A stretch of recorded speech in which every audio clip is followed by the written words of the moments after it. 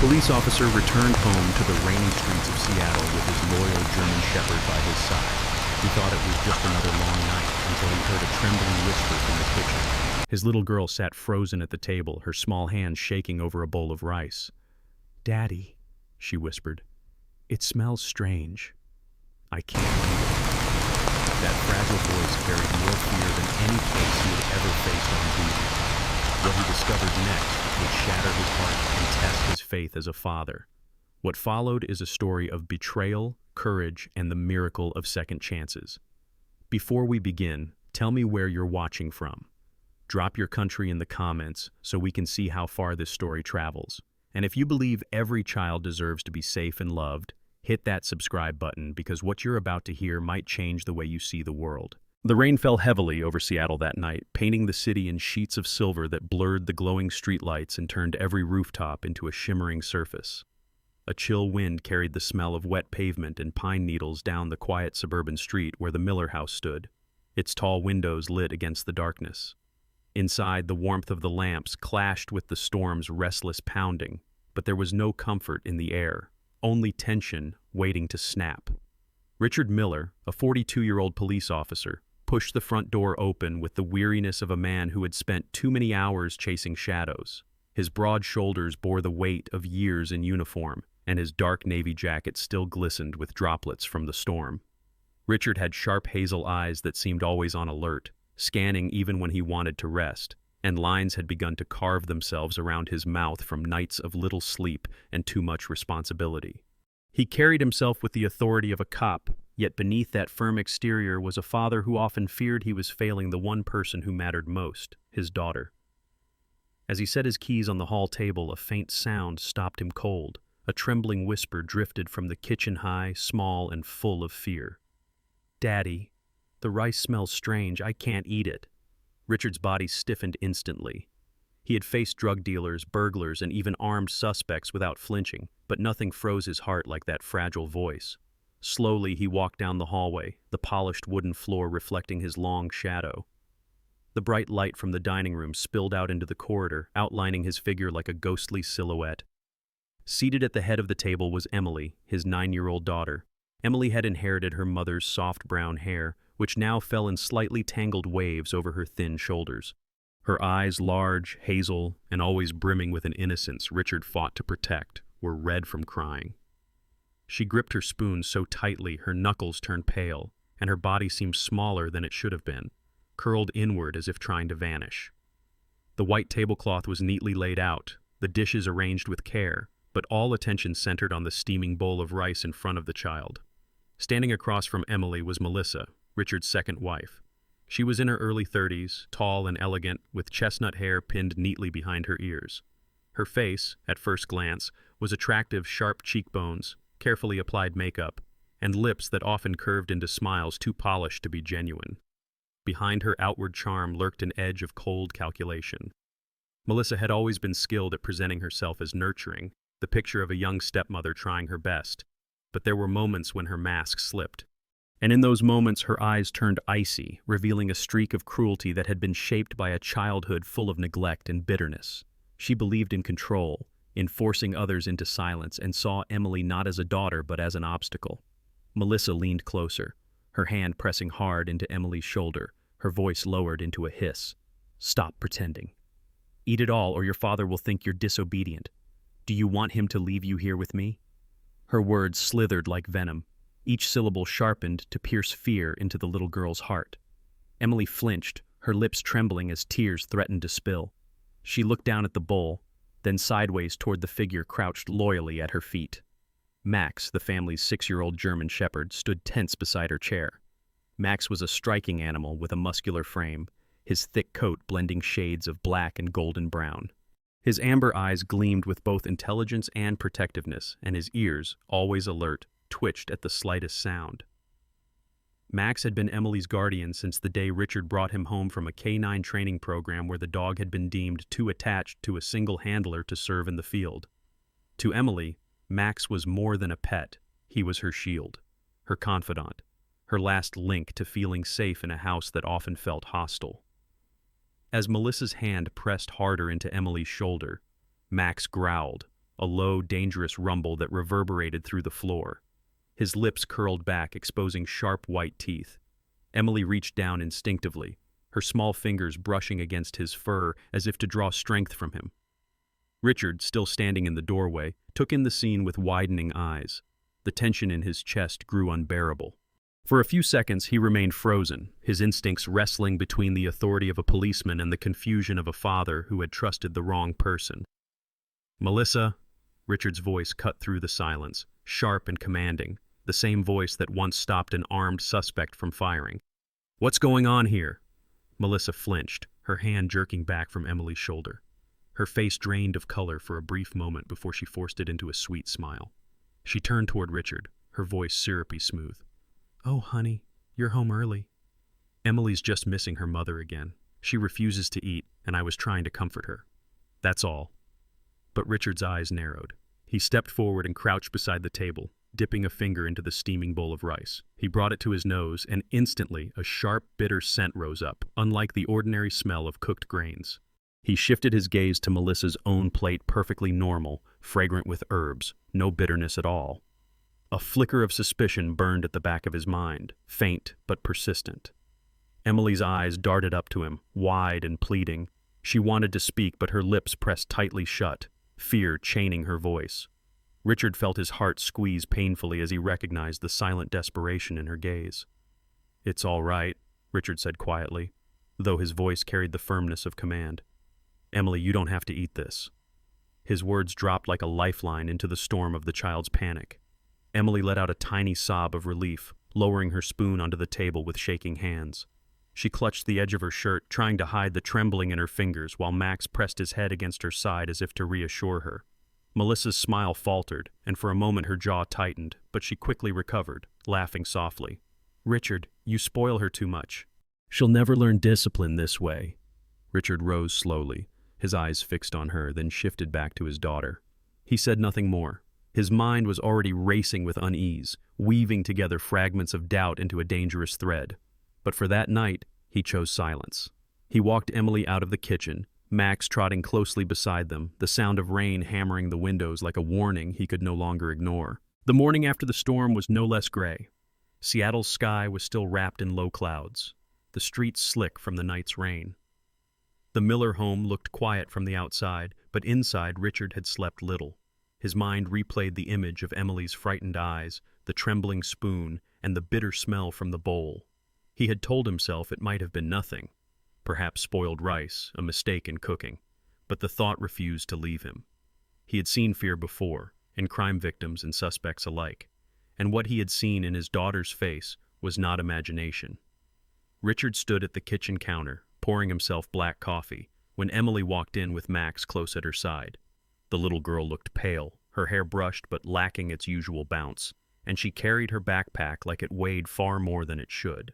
She forced a smile when Richard looked at her, but her eyes remained cautious, flicking toward Melissa, who hummed at the stove while preparing breakfast. Melissa turned with a bright smile, her apron tied neatly, her hair shining in the morning light. "I've made pancakes," she said sweetly, sliding a plate onto the table. "Emily needs her energy for school." Richard forced a nod, though his stomach tightened. Max sniffed the plate and let out a sharp bark, startling Melissa. "Get that dog out," she snapped before catching herself, forcing her tone soft again. "He's always so jumpy around food, isn't he?" Emily reached down to stroke Max's fur, as if trying to calm him, and whispered so softly only the dog could hear. Richard decided then that he would drive Emily to school himself. It had been weeks since he'd done so late shifts. Court testimonies and endless cases had always kept him away. Now he could not ignore the gnawing doubt. The ride to school was quiet. Richard drove slower than usual, watching his daughter in the rearview mirror. Emily stared out the window, hugging her backpack tightly, Max sitting proudly beside her with his head resting against her arm. Finally, Richard broke the silence. "Emily," he said gently, "are you feeling all right?" She hesitated, then nodded quickly, though her little hands squeezed the straps of her bag until her knuckles whitened. Richard let the silence return, but his heart grew heavier. At the schoolyard, children streamed in, laughing and chattering as they splashed through puddles. Emily walked quietly at Richard's side, Max trotting faithfully beside her. Near the entrance, a woman in her late 40s hurried toward them. This was Miss Johnson, Emily's homeroom teacher. She was tall and lean, with graying blonde hair pulled into a bun, and her eyes, though tired, carried a warmth that made children feel safe. She had dedicated over 20 years to teaching and was known for her patience, though her years had also given her an instinct to notice when something was wrong. "Officer Miller," she greeted, slightly breathless. "I'm glad I caught you." She glanced at Emily, then crouched to her level, offering a kind smile. "Good morning, Emily. Why don't you go ahead inside with Max, and I'll talk with your dad for a moment?" Emily looked uncertain, but Richard nodded reassuringly. Max followed Emily through the gates, his amber eyes flicking back once as if reluctant to leave Richard's side. When Emily was out of earshot, Ms. Johnson's expression grew serious. "I've been meaning to call you, but I know your schedule must be difficult." "I need to talk about Emily." Richard's chest tightened. "Has something happened?" Ms. Johnson folded her hands, her voice low but firm. "Over the past week, I've noticed troubling changes. Emily falls asleep during lessons, even in the middle of activities she usually enjoys. Her handwriting has deteriorated, sloppy, rushed, almost as if her hands are shaking, and she's far less attentive than she used to be.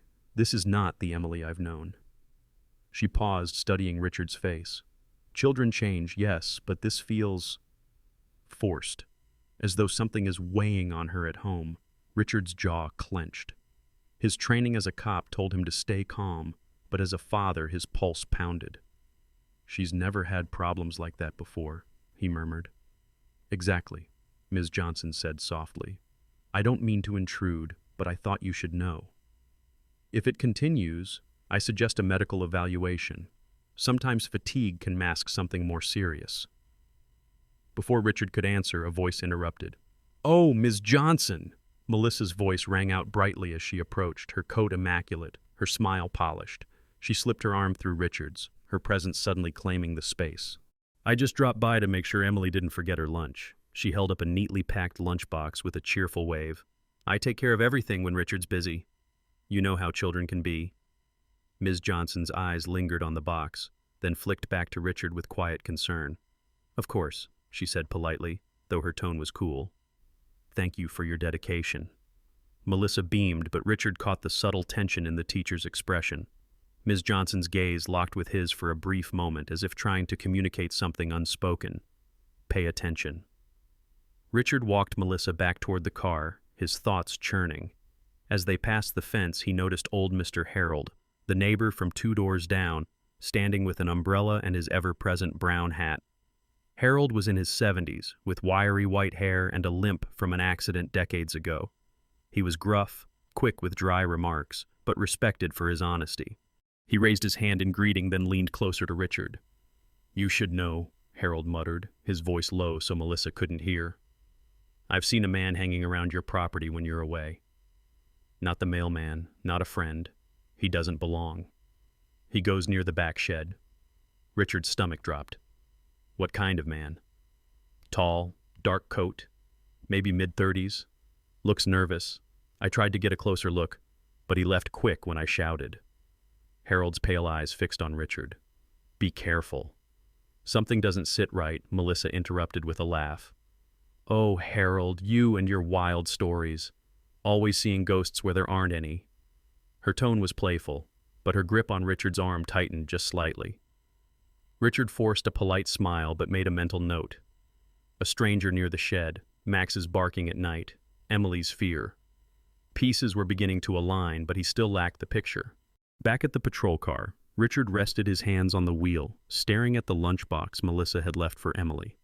Max, now in the back seat after following Emily out of habit, stared at it too, ears pricked, a low growl rumbling in his throat. Richard reached for it, hesitated, then placed it on the passenger seat. He couldn't open it there in front of Melissa. Not yet. As the car pulled away, rain began again, tapping against the windshield like impatient fingers. Richard glanced at the schoolyard in the mirror, watching Emily's small figure vanish inside, her hand gripping Max's leash until the last possible moment. He had promised his daughter safety, yet something inside told him danger was still circling close, hiding in plain sight. That evening, the rain had slowed to a mist that clung to every surface, painting the Seattle streets in ghostly silver. Richard drove home with his mind in turmoil. The warning from Ms. Johnson, Harold's whispered concerns, and the way Max had growled at Emily's lunchbox, all of it churned in his thoughts. He couldn't shake the bitter smell from the rice the night before, nor the image of his daughter's red, tear-streaked eyes. When he pulled into the driveway, the house loomed quietly against the fog. Melissa greeted him at the door, her smile practiced, her tone sweet. "Long day?" she asked, brushing invisible dust from his coat sleeve. Her touch lingered, but Richard pulled away gently, his face unreadable. He was a cop. He knew how to wear masks. Inside, Emily sat curled on the couch with Max pressed against her legs, the dog's ears twitching every time Melissa moved through the room.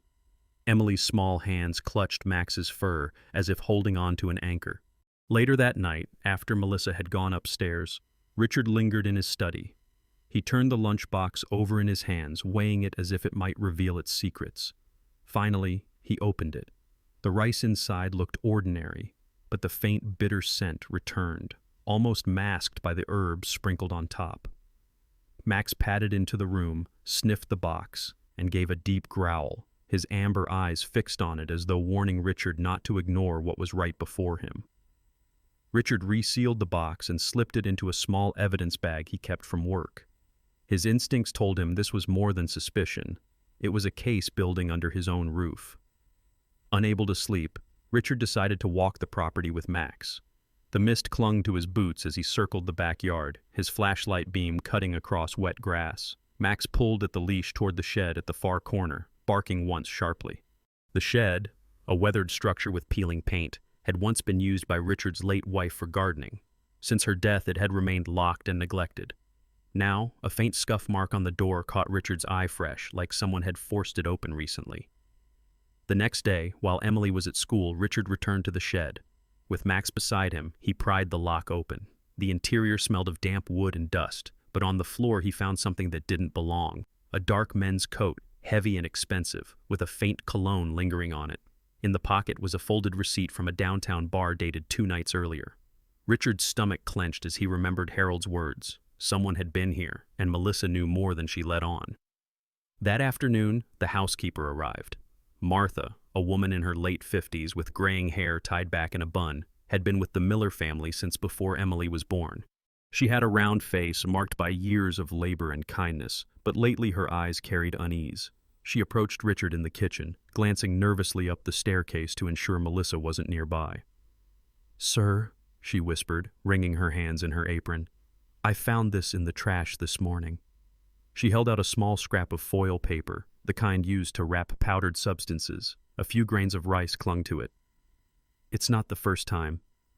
I've seen packets like this before, always after meals Emily eats." Richard's pulse spiked. He studied Martha's trembling hands. She was loyal, but fear etched every line of her face. "Why didn't you tell me sooner?" he asked quietly. "I was afraid," Martha admitted, her voice breaking. "The mistress warned me once not to meddle. I need this job, but Emily, she's fading, sir. I can't stay quiet anymore." Tears welled in her eyes, and she quickly wiped them with her sleeve. Richard placed a steady hand on her shoulder. "You did the right thing. Don't worry, I'll handle it." That night, he placed the scrap of foil next to the lunchbox rice in his briefcase, preparing to send both for testing at the lab he trusted through the precinct. As he closed the case, Max sat nearby, eyes following his every move, as if understanding the gravity of what his master was doing. While Richard worked, Emily had retreated to her room. Richard checked in on her and found her sketching quietly at her desk. She was drawing Max, his strong frame exaggerated with almost heroic features. Emily's small fingers moved carefully over the page, her lips pressed tight. When she noticed Richard, she gave him a shy smile, but her eyes betrayed the lingering fear. "Daddy," she whispered, "can Max sleep in my room tonight?" Richard crouched beside her, brushing her hair back. "Of course. Max will stay with you." He kissed her forehead, feeling the heat of her small body against his lips. He told himself he wouldn't fail her again. The following day brought a new complication. Richard's partner from the precinct, Detective Sarah Lopez, stopped by unexpectedly. Sarah was in her late 30s, tall and wiry, with sharp cheekbones and dark eyes that seemed to pierce through lies. Years in homicide had made her skeptical and blunt, but she also carried a deep sense of loyalty to those she trusted.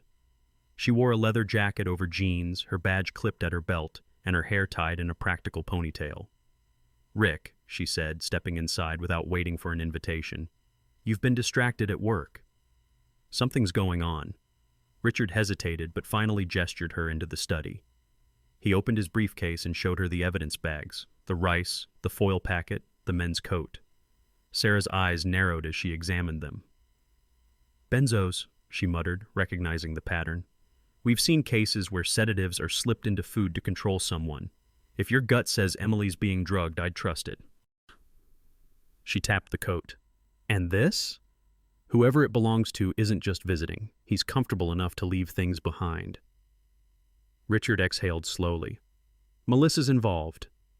I don't have the whole picture yet, but Emily's at risk." Sarah crossed her arms, her voice firm. "Then you need to play this smart. Don't confront her until you have undeniable proof. Get the lab tests, document everything, and keep Emily close." Their conversation was interrupted by Max barking at the front door. Through the window, Richard spotted a shadow retreating quickly down the sidewalk, a man in a long coat, disappearing into the fog.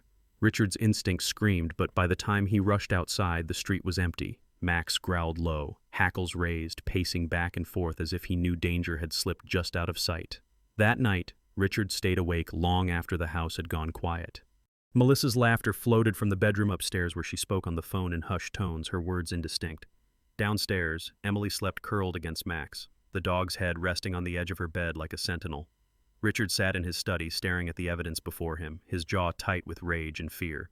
The storm outside had calmed, but inside the Miller home, a darker storm was gathering. Richard knew now that his daughter's safety depended not just on his instincts as a father, but on his skills as a cop, and he would use every tool he had to uncover the truth.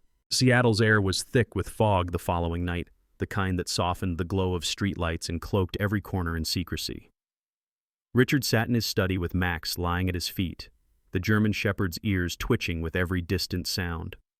Emily was asleep upstairs, curled beneath her blanket with her sketchbook beside her, and for once, her breathing was peaceful. Richard had tucked her in personally, promising she would never be alone again.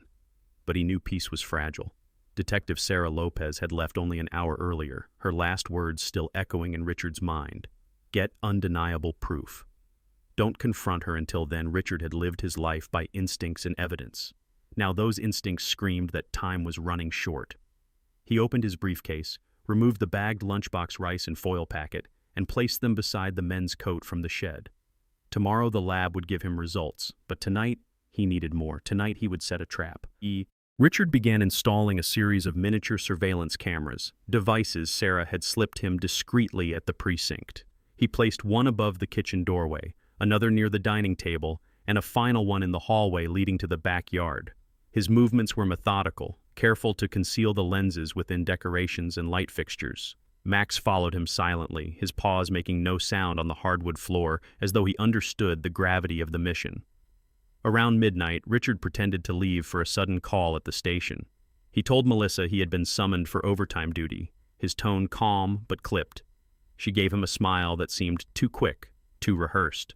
"Don't worry, I'll take care of everything here," she said sweetly, her hand brushing his arm. Richard forced a nod, grabbed his keys, and drove a short distance away before circling back, parking in the shadows near Harold's house. Max sat alert in the back seat, eyes fixed on the faintly glowing windows of the Miller home. Through his phone, Richard accessed the hidden cameras. The feed flickered to life, showing Melissa clearing the kitchen counters with deliberate slowness. Her demeanor changed the instant she thought she was alone. Her smile dissolved into a cold, impatient scowl. She pulled open a drawer, removing a small paper packet. With precise movements, she tore it open and sprinkled its contents into a pot of rice simmering on the stove. The sight made Richard's stomach twist, though he remained silent. Evidence was building. Moments later, a knock sounded at the back door. Melissa stiffened, then hurried to unlock it. A man entered, tall, broad-shouldered, with a dark coat and slick black hair. His sharp jaw and restless eyes marked him as someone accustomed to secrets. Richard recognized him instantly from Harold's description. Melissa greeted him with a soft laugh, her hand brushing his chest before she led him inside. Richard zoomed in on the feed. The man removed his coat, revealing a silver chain around his neck and a scar running across his left cheek. His name came back to Richard like a gunshot. Adrian Collins, a known swindler who had appeared in financial fraud cases years earlier but had always slipped away through loopholes. Rumors tied him to underground dealings, though nothing had ever been proven. Now here he was, inside Richard's home, leaning casually against the counter as Melissa poured him a drink. Their voices carried faintly through the microphone. "He's getting suspicious," Melissa muttered. Adrian smirked, taking a sip. "Then we'll have to move faster. Once the girl looks unstable enough, it'll be easy to claim she needs full-time care. You'll look like the perfect stepmother. The money will follow." Melissa's eyes glinted with cold ambition. "And Richard?" Adrian leaned closer. "I'll handle him." A cop's not invincible. Richard's grip tightened on the steering wheel. Fury burned in his chest, but he forced himself to stay put. Evidence, he reminded himself. Without it, everything could vanish into denial and manipulation. As Richard watched, Max let out a low growl in the back seat, ears pricked. Richard stroked the dog's head, whispering, "Not yet, boy. We'll get them, but we need the right moment."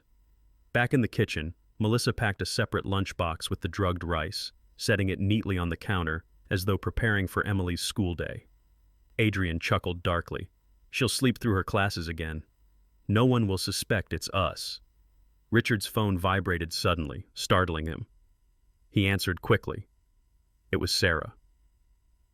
"Rick, I pulled more on Adrian Collins. You were right to worry. He's been funneling money through shell accounts, and guess whose name is attached? Melissa. She's transferring thousands every month." Her voice lowered. "He's dangerous, Rick. Don't try to take him alone." Richard glanced at Max, then back at the glowing feed where Adrian poured another drink. "I'm not alone," he said quietly, "but I'll wait. We're building the case." Inside the house, footsteps echoed from upstairs. Emily's small voice carried faintly through the mic. "Max?" she called, confused at not finding the dog beside her bed. Melissa froze, then quickly ascended the stairs, her voice falsely sweet. "Go back to bed, darling. Mommy's here." Emily's silence that followed was heavy. Richard's jaw tightened. He hated the way Melissa claimed that title. The true mother, his late wife, had been kind and gentle, never needing fear to enforce obedience. Seeing Melissa distort that role filled him with a fresh wave of determination. Minutes stretched into hours. Adrian eventually left through the back door, slipping into the fog with his coat pulled tight. Melissa locked the door behind him, then carefully wiped the counters as though erasing her crimes. Finally, she ascended the stairs, her figure vanishing from the feed. Richard exhaled slowly, ending the recording. He had everything. Her hands sprinkling powder, her words with Adrian, the lunchbox ready for Emily. It was not enough for a court yet, but it was a beginning. Tomorrow, the lab would confirm the drug, and Sarah would tighten the financial net. Piece by piece, the trap was closing. Richard drove quietly back toward the house, parking in the shadows once again. He glanced at Max, whose eyes burned with alert loyalty. "Soon," Richard whispered. "We'll keep Emily safe. No one will touch her again." The fog thickened, wrapping the neighborhood in silence. Inside the Miller home, Melissa slept soundly, believing she still controlled everything. But Richard knew differently. The tide had shifted, and the hunter had become the hunted. The following morning, Seattle's gray sky cracked open with brief rays of sunlight piercing through the mist, as if even the weather was impatient for something to change. Richard sat at the kitchen table with a mug of untouched coffee in his hands. His hazel eyes were fixed on the lunchbox Melissa had neatly prepared. He remembered every detail from the surveillance feed the night before. The packet of powder, her quiet laughter with Adrian, her cold calculation. He didn't need more to believe her guilty, he already knew, but the law demanded proof. Today, the lab would deliver it. Max lay under the table, his head on his paws, but his amber eyes never left the lunchbox. He gave an occasional growl, soft and low, a warning in canine language that echoed the unease pressing in Richard's chest. Upstairs, Emily got ready for school slowly. When she came down, dressed in her navy jumper and carrying her sketchbook, her small face looked brighter than the night before, though still pale. She crouched beside Max, whispering to him, "Don't leave me today, okay?" Melissa entered the kitchen, her hair tied in a neat bun, makeup perfect despite the early hour. She wore a lavender blouse that softened her sharp features, but Richard had learned to see beyond appearances. "Here's your lunch, sweetheart," she said, sliding the box toward Emily with a smile that didn't reach her eyes. Emily froze, her hands clenching at her sides. Max barked sharply, startling her. Richard stood quickly. "Emily, you don't need to take that today. I'll buy you something after school." His tone was calm but final. Melissa blinked, her lips parting as if to protest, but she only chuckled lightly. "You spoil her too much, Richard." An hour later, Richard parked in front of the precinct lab. Inside, the sterile air carried the faint hum of machines. Dr. Peter Caldwell, a forensic toxicologist in his late 40s, greeted him with a tired smile. Caldwell was lean, with wire-rimmed glasses slipping down his nose, and he spoke with the deliberate calm of a man used to dealing with panicked detectives. "You asked for this on rush priority," he said, holding up a folder. "I thought you might want to sit down." Richard braced himself. Caldwell opened the file. "The rice sample you submitted contains benzodiazepine. Concentration levels would induce drowsiness, impaired memory, and loss of focus. Prolonged exposure in a child could cause long-term neurological damage." He paused, his brow furrowing. "Whoever gave this to your daughter was dosing her systematically." Richard's jaw clenched, his knuckles white against the table edge. He forced his voice steady. "Thank you, Peter. Keep a sealed copy for evidence. I'll take the original." When he returned to his car, Sarah Lopez was waiting, leaning against the hood of her sedan. She wore a dark leather jacket over a gray sweater, her ponytail slightly messy, but her sharp eyes glinted with resolve. "Got the results?" she asked. Richard handed her the folder. She flipped through it, her lips tightening. "This is enough to get Child Protective Services involved and issue an arrest warrant. But Adrian won't go quietly, and Melissa shall try to play the victim." Richard sighed, glancing at Max, who sat rigid in the back seat like a soldier ready for orders. "Then we do this by the book. But if they try to fight back, I won't let them get near Emily again." That evening, Richard pretended once more to leave for work. This time, he coordinated with Sarah and 2 uniformed officers she trusted. They waited in an unmarked car down the street. The cameras were still rolling inside the house, every angle watched on Richard's phone. He sat tense in the shadows with Max at his side, Emily safe with Ms. Johnson, who had offered to watch her after school. The teacher had opened her small apartment to Emily like a sanctuary, assuring Richard, "She'll be safe here. I won't let her out of my sight." Inside the house, Melissa set the table with exaggerated calm. She prepared another bowl of rice, sprinkling powder in with her careful hand. The cameras caught everything. Moments later, Adrian slipped in through the back door again, his dark coat damp from drizzle, his scarred cheek glistening under the kitchen light. Richard's phone buzzed. Sarah's voice came through his earpiece. "We've got everything we need." "Ready when you are." Richard signaled silently. Then he and Max moved. He strode to the front door and pushed it open, his badge already visible on his chest. Max bounded in beside him, teeth bared, growling deep. Melissa gasped, dropping the spoon from her hand. Adrian spun around, his hand darting to his coat pocket. "Seattle Police!" Richard's voice boomed through the kitchen. "Step away from the counter!" Adrian sneered, pulling a switchblade that glinted in the fluorescent light. But Max lunged before Richard even had to command, knocking Adrian back against the wall with terrifying force. The knife clattered to the floor as Adrian shouted, trying to shield himself from snapping jaws. Richard advanced, handcuffs ready, his eyes locked on Melissa. She was pale, trembling, her polished mask shattered. "Richard, you don't understand. He forced me." "Save it," Richard cut her off coldly. "We have you on tape." Sarah and the 2 uniformed officers stormed in through the back, weapons drawn. Within seconds, Adrian was cuffed and hauled to his feet, Max still growling until Richard ordered him to heel. Melissa collapsed into a chair, her hands shaking, her lips forming pleas no one believed. As evidence was bagged, the tainted rice, the powder packet, the recordings, Richard felt his chest ease for the first time in weeks. It wasn't over, but Emily was safe. Later that night, after the arrests and statements, Richard drove to Ms. Johnson's apartment. Emily ran into his arms the moment he stepped through the door, Max bounding happily behind him. Tears streamed down her cheeks as she whispered, "Daddy, are we safe now?" Richard hugged her tightly, burying his face in her hair. "Yes, sweetheart. We're safe now. No one will hurt you again." Max pressed against them both, his tail wagging, his amber eyes bright as if he too understood the promise. The storm had broken. For the first time in months, the Miller family, Richard, Emily, and Max, had hope of a life free from fear. In the end, Richard and Emily's story is more than a tale of justice.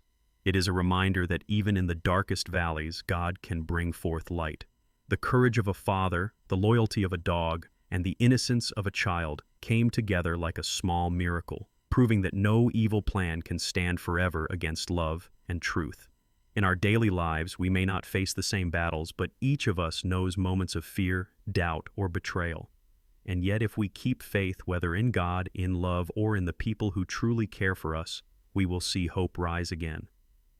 Just as Richard found strength to protect his daughter, we too can find strength to protect and cherish those entrusted to us.